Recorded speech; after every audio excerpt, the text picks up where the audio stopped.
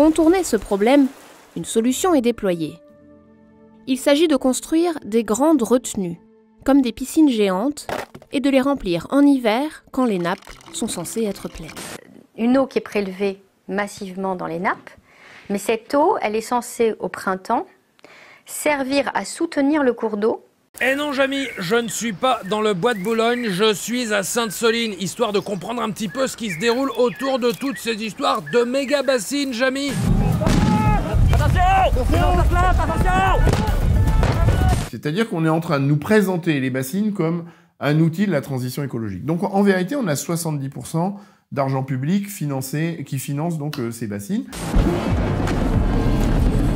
Ils étaient des milliers de manifestantes et manifestants réunis dans les Deux-Sèvres ce samedi 25 mars afin de s'opposer au projet du gouvernement visant à généraliser les réserves artificielles de stockage d'eau. Appelées aussi mégabassines, ces réserves de substitution sont destinées à l'irrigation de terres agricoles. Sur le papier, le principe est simple. Pomper l'eau dans la nappe phréatique l'hiver, puis utiliser cette eau l'été quand elle vient à manquer. Cependant, leur construction suscite de vives inquiétudes quant aux impacts environnementaux et sociaux. Vous trouverez de nombreuses vidéos d'explications sur ces différents impacts et nous vous laissons à disposition quelques liens en description de la vidéo. Aujourd'hui, nous vous présentons les témoignages de 2 manifestants orinois s'étant rendus à Sainte-Soline afin d'exprimer leur mécontentement face à la construction de ces méga-bassines. Oui, succinctement, j'habite au Mersheim depuis 6 ans, là, depuis que le projet là, de cet éco-hameau a été mis en œuvre. Sinon, je suis à la retraite. Je suis militant dans des associations écologiques depuis mes 20 ans. Ça a commencé par l'occupation d'un terrain à Markolsheim pour une usine de plomb qui n'a pas été faite. Après ça, il y a eu Fessenheim. Et puis après sur Mulhouse, j'habitais Mulhouse longtemps, j'étais responsable du groupe sectoriel d'Alsace Nature. Et donc on avait à l'époque lutté contre le projet du Grand Canal qui effectivement ne s'est pas fait. Du coup moi je m'appelle Victor, je suis étudiant et je suis allé à Sainte-Soline le 25 mars pour plusieurs raisons. Déjà ça fait quelques temps déjà que je milite dans des groupes écologiques. J'en ai créé un quand j'étais au lycée. Qui s'appelait c'était Kassler, Eco Kassler, enfin Kassler Eco, voilà. Kassler, le lycée à Guebwiller, ouais. Ouais. Et ça faisait du coup quelques temps que j'avais un engagement écologique qui a un peu été remplacé par un engagement social quand je suis arrivé à l'université. Et là, c'était l'occasion, en fait, avec Sainte-Soline, d'assister à un événement écologique d'ampleur nationale. Et c'est pour ça que j'y suis allé, voilà, pour assister à ça et aussi pour du coup, manifester contre les méga-bassines. Alors pourquoi chez la Sainte-Soline? Parce que effectivement c'est important qu'on se mobilise contre ce projet qui est complètement aberrant. Tant au niveau écologique, économique, enfin de tous les domaines. On est en train de privatiser de l'eau qui est un bien public et qui normalement devrait être commun à tout le monde, alors que là, c'est quelques agriculteurs qui ont besoin d'eau à des moments où il n'y en a pas, c'est-à-dire en été pour faire du maïs. Et donc, alors que d'autres agriculteurs ont modifié leur culture, et qu'ils n'ont pas besoin tellement d'eau. Et donc cette eau, elle va disparaître pour ces agriculteurs. Les autres auront du mal à en trouver, et puis c'est tout à fait aberrant. Voilà. Donc ces agriculteurs s'accaparent oui, entre guillemets l'eau. Alors moi, les chiffres, je ne les ai pas en tête, mais il me semble que c'est 6% des agriculteurs qui utiliseraient cette eau. Une des céréales qui est le plus demandeur d'eau, par exemple, pour produire un kilo de maïs, il faut 500 litres d'eau, jusqu'à 500 litres d'eau. Donc ce qui est, je ne sais pas si on se rend compte, en plus il faut de l'eau au moment où, en été, quand on n'en a pas beaucoup. Alors que le blé, par exemple, le blé, il est presque mûr en été, donc il n'a plus besoin d'eau, voilà. Donc il faut repenser l'agriculture. Il faut repenser l'agriculture et puis bon, en plus ce maïs, il sert même pas à l'alimentation, enfin très peu pour l'alimentation humaine, c'est surtout pour l'alimentation des animaux et je crois qu'il y a 30% du maïs en France qu'on exporte, donc c'est même pas pour une autonomie alimentaire pour la France. Les méga-bassines, en fait, pour faire aller au plus simple, en fait, les méga-bassines, c'est des grands trous dans le sol dans lesquels les agriculteurs, une poignée d'agriculteurs, de grands exploitants agricoles, ils vont puiser l'eau des nappes phréatiques en hiver pour en fait les utiliser en été.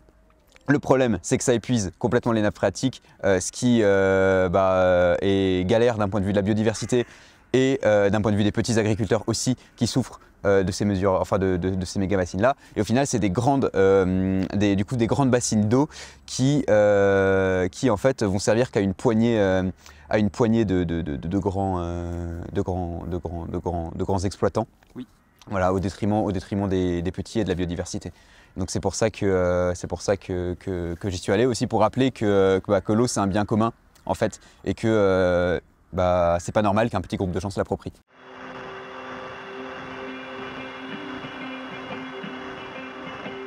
Nous, on est parti de Strasbourg en bus, hein, donc on est parti la veille, le vendredi soir à 18 h. On est arrivé à 5 h du matin.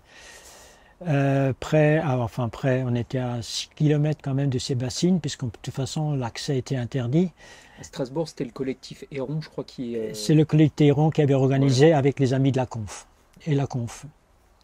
Donc le bus était, en fin de compte, n'était pas plein parce qu'il y a des gens qui au dernier moment se désistaient, mais la réservation du bus faisait on était une cinquantaine de personnes de prévues.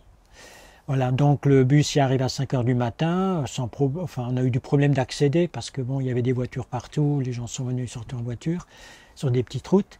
Et donc on s'est retrouvés, ils appellent ça la base arrière, où effectivement il y avait des gens qui étaient déjà là la veille, qui campaient. Et donc à 11 h, on a fait 3 groupes qui devaient se diriger vers ces bassines. Moi j'étais dans le 3e groupe, ceux qui étaient les moins exposés. Il y avait des gens qui devaient s'approcher beaucoup plus que nous. Ça c'était le premier groupe qui s'approchait plus. Ça c'est le premier groupe qui s'approchait plus. Nous on était en arrière, donc on les soutenait, mais disons on n'était pas tout devant. Mais qu'est-ce que faisait le 3e groupe Alors, le 3e groupe il arrivait par un autre endroit. D'accord. Voilà. Donc le 2e groupe était destiné à aller à un autre endroit, le 3e pareil. Pareil, c'est bien voilà. Ça, et le premier fixé aller au front. Voilà. Donc on est arrivé sur place. Alors au début, effectivement, le groupe qui devait être plus en avant, il s'est avancé, effectivement, mais ils n'ont pas été stoppés, en fin de compte, ou très peu. Et évidemment, ils n'ont pas pu passer puisque les gendarmes avaient des camionnettes, tous les 10 mètres, il y avait une camionnette qui faisait carrément le tour des bassines. Bon, ils étaient à 3000, hein, eux.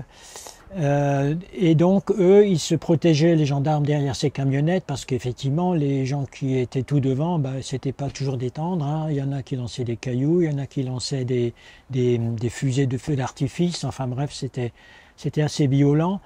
Et les gendarmes répliquaient très peu, jusqu'au moment où, comme ils étaient très près, ces manifestants, et avec des cocktails Molotov, ils ont mis le feu à 2 ou 3 camionnettes de gendarmerie. Et alors là, à ce moment-là, les gendarmes ont réagi parce que une fois que les camionnettes ont commencé à brûler, ils ont envoyé des gaz, mais surtout des grenades assourdissantes et de désencerclement sur nous derrière. Contrairement à ce qu'a annoncé le ministre de l'Intérieur, ce sont des armes de guerre, hein. C'est maintenant reconnu. Donc c'était effectivement pour... donc il y a eu des gens qui étaient blessés. Dans notre groupe, il y a eu une personne qui a eu un morceau de doigt abîmé, enfin arraché ou abîmé.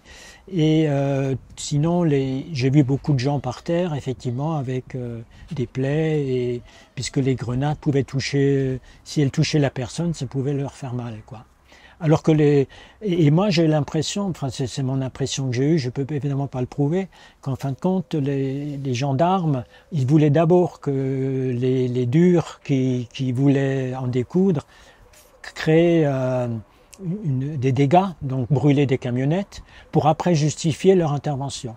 Parce que bon, je vois pas pourquoi ils nous lançaient des grenades à nous alors qu'on était à 200 mètres. on ne pouvait pas leur lancer de grenades.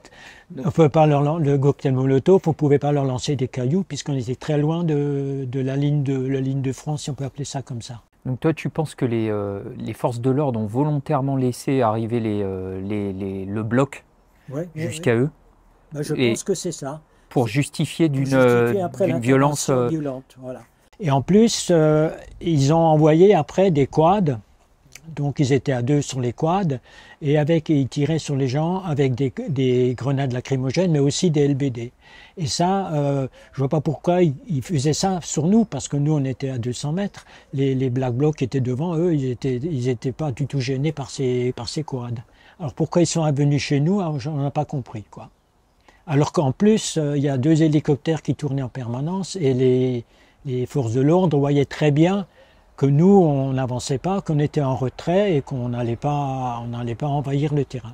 Bah en fait, au début, c'était assez cool. Franchement, on a passé déjà une nuit dans un champ que des agriculteurs nous avaient mis à disposition. Bon, on a eu un temps qui était complètement pourri, donc le lendemain, quand on a commencé à s'organiser, on avait de la boue partout. C'était vraiment. Donc c'était un camp de base qui se situait loin de la méga-bassine? À peu près 1h30 à pied. De la méga bassine, il y avait un camp dans lequel on s'était réunis la nuit, donc de manière, le camp était tout à fait légal, ça, voilà. Et en fait, le matin, du coup, on s'est formé en 3 groupes, en fait, parce que on pensait que du coup la police allait essayer d'empêcher les gens d'accéder aux méga bassines. En pratique, la police était directement sur les méga bassines, mais on pensait qu'ils allaient bloquer les routes pour empêcher les gens d'y accéder. Du coup, il y a 3 groupes qui sont partis, et moi, je faisais partie du groupe des loutres. Comme dit, on avait peur que, du coup, ce qui était craint par les organisateurs, c'était que la police coupe les routes et du coup, on a été mis dans trois cortèges différents qui, en fait, allaient au même endroit, mais par 3 chemins différents, en fait. Et du coup, quand on s'en est approché, en fait, nous, quand notre groupe s'en est approché, en fait, on s'est instantanément fait tirer dessus par la police. Et du coup, on a eu aucun temps de, enfin, il n'y a eu aucun moment de latence. En fait, on est arrivé et direct on s'est fait tirer dessus. D'abord à la lacrymo, puis avec les grenades GM2L. Pour moi, ça a été un événement qui a été extrêmement violent, extrêmement compliqué en fait. C'est-à-dire que en fait, je savais qu'il risquait d'y avoir des altercations, mais je ne pensais pas à ce point, en fait. J'étais juste pas prêt psychologiquement à tout ça. Et effectivement, en fait, ce qui s'est passé, c'est que à un moment dans la manifestation, moi, je me suis pris une grenade donc GM2L, les grenades donc assourdissantes.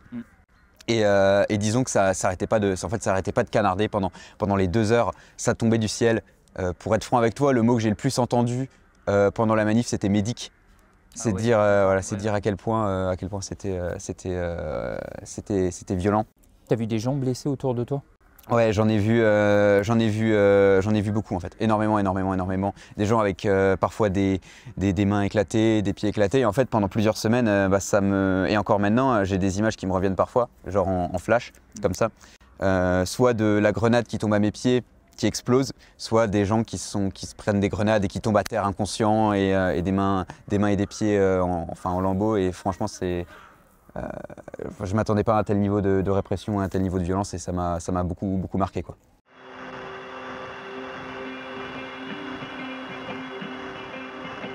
Alors ce que nous on a vu, puisque nous on était derrière, on a vu les blessés arriver, parce que ceux qui étaient très gravement blessés, ils les rapatriaient en arrière. Et là, ils étaient sur la route, et la route, elle était dégagée. Les gens avaient dit, vous dégagez la route pour qu'on puisse faire venir les secours, mais la route était dégagée, mais il n'y avait personne, sauf au loin. Au loin, il y avait le village de Sainte-Soline. Oui. Et là, il y avait un barrage. On voyait au loin des camionnettes de gendarmerie qui empêchaient nous de revenir en arrière, mais aussi, dans l'autre sens, je pense que les secours n'ont pas pu passer à cause de ça. Et justement, les forces de l'ordre ont dit que c'était les opposants qui bloquaient. Est-ce que toi, tu as vu des opposants Nous, évidemment, on n'allait pas bloquer l'arrivée des secours alors qu'on avait des blessés qui étaient effectivement pas en bon état. Non, ça c'est sûr, on n'a pas bloqué du tout. C'est de la désinformation. Et puis, d'ailleurs, je crois qu'il y a eu des enregistrements qui sont passés du SAMU avec des gens des médecins qui étaient sur le site et qui, effectivement, on leur disait qu'ils étaient bloqués parce qu'ils n'avaient pas le feu vert de la gendarmerie, quoi. Bah, je pense que c'est même plus une question puisqu'on a les preuves. Mediapart a sorti des enregistrements audio et je crois est en train de préparer un gros dossier dessus. Donc en fait, on a les enregistrements audio qui ont déjà été publiés par Mediapart qui montrent que bah, effectivement comment dire, les secours ont été empêchés de faire leur travail et d'arriver sur le lieu, alors que bah, ils auraient pas été, il n'y aurait pas eu de problème à ce que les secours arrivent. Clairement pas. C'était pas du tout, parce qu'ils essaient de faire croire que les manifestants auraient, je sais pas, attaqué les secours ou quoi que ce soit. Les questions, ouais. Tu n'as vu aucun manifestant entraver l'arrivée des secours? Non, aucunement. Au contraire. Dès qu'il y avait un blessé, tout le monde s'écartait et tout le monde le tirait. Quand il y avait une personne inconsciente, tout le monde la tirait, la prenait. Et il y avait même un endroit en fait où bah, les blessés étaient réunis, en fait, le plus proche de la route pour justement être évacué le plus vite possible. Et moi, je me souviens très bien qu'il y avait même des brancards de fortune avec des gens qui étaient portés dessus. Je me rappelle d'une personne notamment qui bougeait plus sous une couverture de survie, qui était portée par quatre médics. Enfin, c'était des scènes de combat qui étaient assez intenses en fait. Je m'attendais pas à y aller. Enfin, en y allant, je m'attendais pas à voir autant de blessés et autant de blessés graves, quoi. Ouais, c'était presque un théâtre de guerre, quoi. Bah, c'est l'impression que ça donnait. Hein. Et puis quand les quads sont arrivés, parce qu'il y a eu l'histoire des quads, moi sincèrement à ce moment-là, je me suis dit, j'étais tellement dans ce moment où on nous tire dessus à fond depuis 2 heures, j'étais tellement dans ce mood-là, je me suis dit, ils vont aller nous rouler dessus en fait. Enfin, ils vont nous foncer dedans. En fait, à ce moment-là, moi, je me suis écarté de l'endroit où les quads arrivaient, parce que je me suis dit, en fait, plus rien ne les arrêtera, ils vont nous rouler dessus.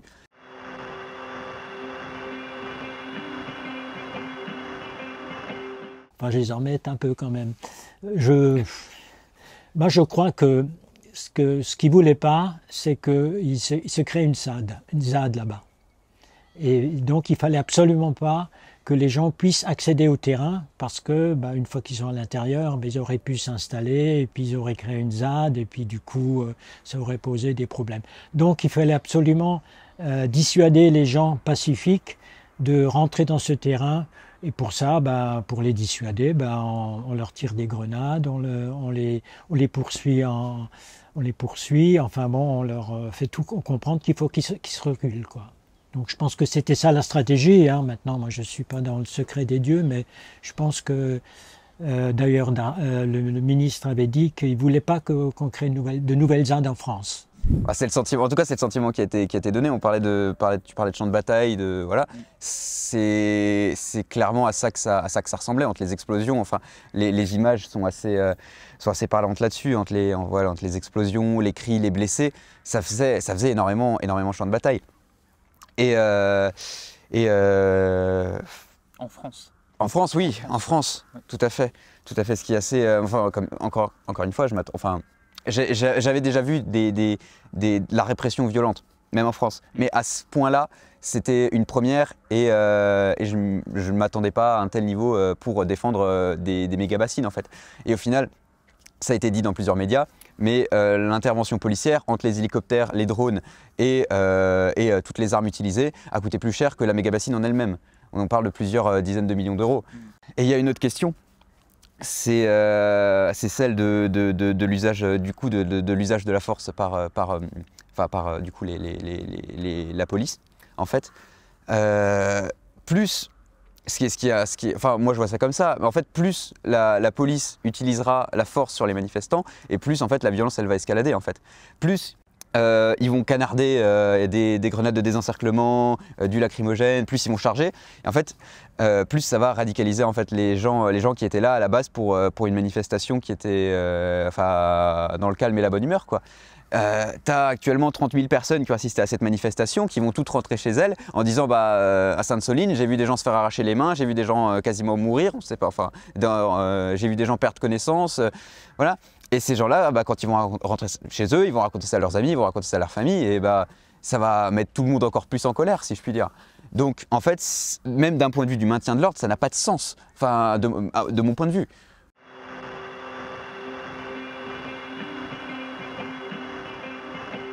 C'est de la com pour dire qu'on on fait quelque chose parce que les gens sont irresponsables, c'est des violents, donc on fait quelque chose, mais je pense que c'est pas pour ça que les gens vont pas même s'ils sont pas dans une association, ils peuvent quand même manifester et ça les embête. Hein. Quand il y a plusieurs milliers de personnes à cet endroit, c'est pas parce que l'association est dissoute qu'ils viendront pas. Hein.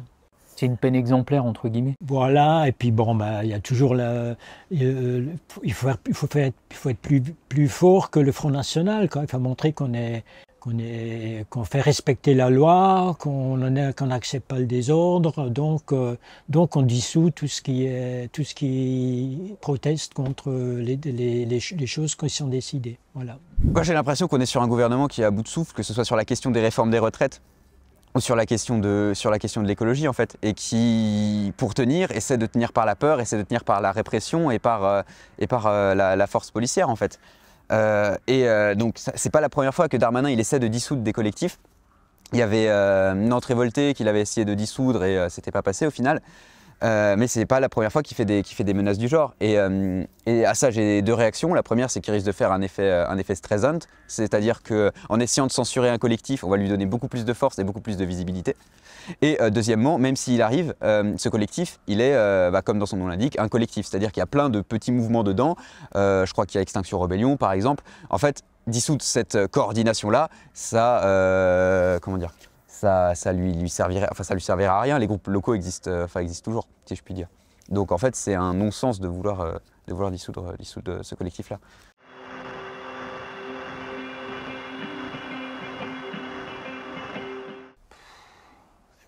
Non, pas une défaite. Ça a montré quand même qu'il y avait une forte mobilisation.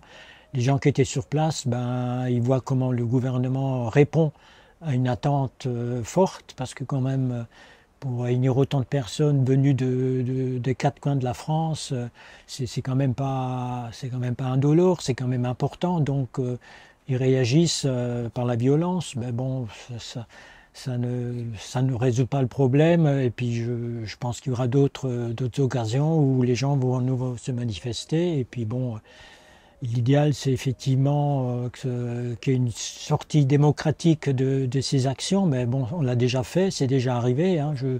Pour mémoire, grâce à des élections, on a pu arrêter des projets comme le Super Phénix à Crémaville, où il y a aussi eu des mêmes à mort. Et on a arrêté le grand projet du Grand Canal à gabarit entre l'Alsace et le Rhône. Mais il y a eu beaucoup de combats perdus aussi. Il y a plus de combats perdus que de gagnés, ça c'est sûr. Mais bon, en face de nous, on a des gens qui n'ont pas de scrupules et qui sont avec des lobbies qui font que ils sont plus forts que nous, mais bon, nous on est déterminés aussi. S'il faut remettre ça, tu remets ça?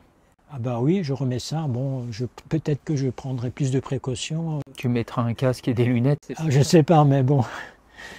Après, on va me dire que je viens armé, équipé, donc ça veut dire que j'ai envie d'en découdre, ce qui est complètement faux. C'est pour me protéger. C'est une bonne question. C'est une bonne question, mais en vrai, ça dépend. Alors effectivement, la bassine est toujours en place. Elle est toujours là. Ça, c'est indéniable. C'est techniquement, sur le coup, là, je dois avouer que quand on est reparti de la manifestation, on avait le moral dans les chaussettes. Déjà, on s'était fait éclater, et en plus, on n'avait pas réussi à ne serait-ce que rentrer dans les méga-bassines. Mais ceci étant, ça a quand même montré deux choses. Ça a montré l'étendue des violences de l'État, et ça a quand même, pour beaucoup, ça a quand même mis en avant ce dossier des méga-bassines en fait. Dans les médias, et les gens ont dû se positionner, les gens ont dû en parler. Pareil, comme je disais, sur les violences étatiques. Donc au final, c'est en demi-teinte. C'est en demi-teinte. Effectivement, les objectifs de la manifestation n'ont pas réussi à être atteints, mais en même temps, il y a quand même eu la question qui a été portée sur le devant de la scène de facto après cette manifestation. C'est d'ailleurs assez inquiétant quand on connaît les enjeux écologiques en fait, de notre époque, de laisser juste les nappes phréatiques se vider et laisser, comme dit, quelques grands exploitants s'approprier toute l'eau. C'est très très inquiétant pour l'avenir.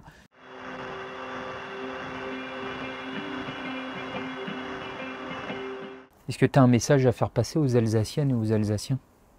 Les Alsaciens et Alsaciennes, nous, on n'a pas de bassine. On a des combats. Mais sur l'eau, on va avoir de sacrés combats parce que Je pense que tout le monde le sait. Maintenant, en Alsace, on a un dépôt de déchets toxiques à 500 mètres sous terre, Stocamine. Et pour le moment, malgré tous les recours, ils ne veulent pas les ressortir parce que ces déchets, un jour, enfin, c'est pas pour demain, mais les générations futures vont avoir une pollution puisque ce sont des produits très, très toxiques, l'arsenic, du mercure, de l'amiante, enfin, toutes les cochonneries qu'on veut pas traiter en surface, on les a stockées là et puis ça va polluer c'est quand même la plus grande nappe phréatique d'Europe. Et donc cette eau, si elle est polluée, on aura du mal à effectivement la dépolluer parce que c'est tellement grand que ce sera pratiquement impossible. Alors qu'aujourd'hui, on pourrait encore sortir ces déchets. Donc ça, c'est le combat de l'eau parce qu'il y a ces déchets, mais il y a aussi en agriculture intensive, notamment pour faire du maïs aussi chez nous, des polluants par les produits phyto qui font que on ne connaît pas les conséquences que ça va avoir sur le moyen et le long terme de ces produits qu'on utilise et qu'on se retrouve dans l'eau. Eh merci Patrice pour ton témoignage. Voilà, c'est la moindre des choses. Il faut continuer à se mobiliser. Il y a d'autres projets aussi localement qui sont très foireux d'un point de vue écologique. Je pense à Stocamine notamment. Moi j'ai mes grands-parents qui vivent dans le bassin potassique, donc c'est clairement ça va être des enjeux qui vont nous impacter concrètement. Il faut aussi que globalement qu'on continue à se mobiliser du coup sur ces questions écologiques-là et ne pas oublier que du coup, de se rendre compte aussi de ce que l'État peut faire aussi. Je pense que en fait, quand on écoute les médias, on a l'impression que, personnellement, j'ai l'impression que, par exemple, à Sainte-Soline comme ailleurs, c'était les casseurs qui sont venus casser, je sais pas, un trou dans le sol, mais c'était les casseurs qui sont venus pour foutre le bordel, etc. Alors que la violence policière, elle était absolument extrême en fait. Enfin, moi, ça m'a, comme dit, ça m'a profondément marqué. Ça a marqué plusieurs personnes dans leur chair, puisqu'il y a, comme dit, plus de 200 blessés. Si c'était à refaire, tu le referais? Je pense qu'il n'y a pas le choix, en fait. Je pense qu'il n'y a pas le choix parce que on n'a qu'une planète, en fait, et qu'on ne peut pas se permettre de laisser ce genre de projet se développer. Il faut maintenant qu'on agisse parce qu'on n'aura pas d'autre chance, en fait. Donc même si ils nous tirent dessus, même s'il y a eu une répression qui était exceptionnelle, moi, si c'était à refaire, je le referais. Parce que, comme dit, c'est pas normal que l'eau elle soit appropriée par une poignée de propriétaires et c'est pas normal que ce genre de situation soit protégé, que ce soit protégé par le gouvernement comme si de rien n'était. Donc moi, j'y retournerai parce qu'on n'a qu'une planète et parce que pour moi, pour mes parents, pour mes enfants peut-être un jour. Parce que on ne peut pas se permettre, comme dit, de laisser notre environnement dépérir pour un peu de profit en plus. Écoute, je te remercie Victor pour ton témoignage, merci. Merci de m'avoir donné la parole. Voilà, c'est cool parce que, comme dit, il faut que les enchâsses qui soient réellement passées à Sainte-Soline, en fait, qu'on s'est fait éclater et qu'on s'est fait tirer dessus, qu'on s'est fait massacrer. Enfin, moi j'avais la sensation qu'on s'était fait massacrer. Et il faut que les gens ils se rendent compte de ce qui s'est passé vraiment, de la répression, de sa violence. Et je te remercie de m'avoir donné la parole pour ça, quoi. Pas de problème.